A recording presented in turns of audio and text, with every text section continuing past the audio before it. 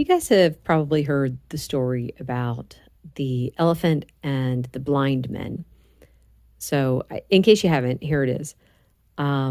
There's all these blind men that are touching different parts of an elephant, and each one thinks that it's something different. So, one blind man is touching its leg, and they're like, "Wow, this is a tree that I'm touching." The other one touches its tail, and they think that it's a rope. Um, and it's just each body part that the blind men touch, they think that it's something different. So, the only way you know exactly what it is if you're someone who can actually see the entire picture and you know that it's actually an elephant. It's not like seven different things. So, I say this because I was listening to Dr. Eric Westman. He was using this analogy for all these health problems, and they really just point back to insulin resistance. And it's interesting to me how there's so many problems that are caused from, and when I say insulin resistance, that could be the beginning of diabetes.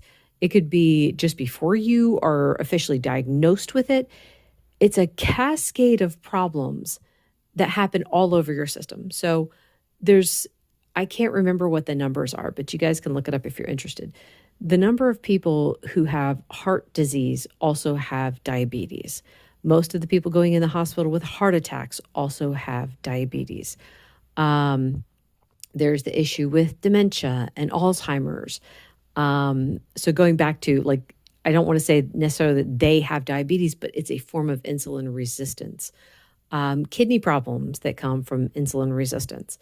And maybe I should say too what insulin resistance is. That's when your cells stop accepting insulin. You need the cells to accept insulin to get the blood sugar out of your system. As long as the blood sugar stays elevated in your system, it's going to cause problems. So elevated blood sugar means elevated insulin, but that elevated insulin doesn't mean that the cells are going to get the glucose. The insulin could be staying in your system too because the cells aren't accepting it anymore. Now, high levels of insulin cause problems too.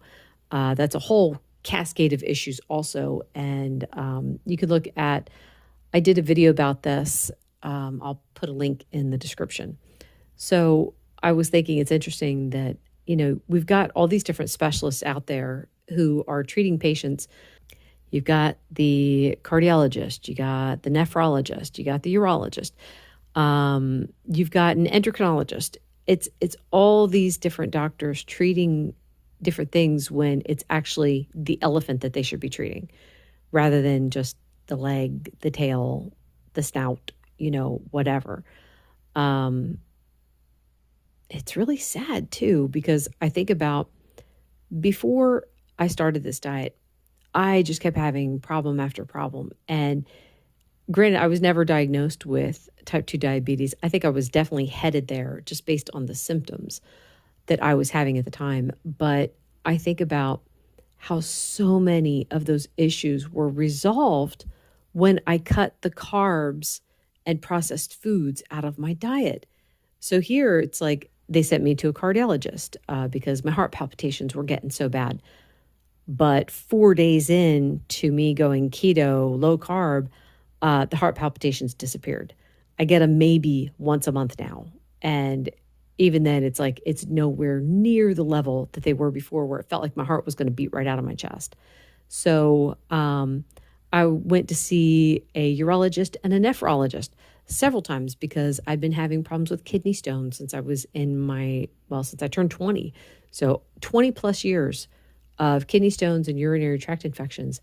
That also went away. I had the last one 5 months after I had started keto, and then I haven't had any since. So I'm going on 4 full years of no urinary tract infections.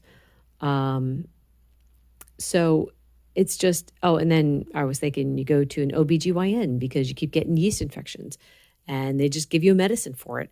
Again, they're treating part instead of having you remove the poison. So anyway, this also goes back to the idea of high cholesterol being bad. this is something I have to do more research about this so that I get all of the information in order and I could post all the links to where I'm getting the information from. But that idea that the doctors will treat you for high cholesterol when the cholesterol isn't the problem.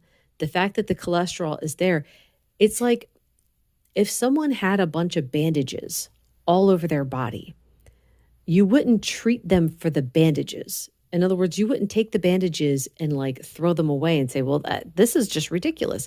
You have to find out what the bandages are there for.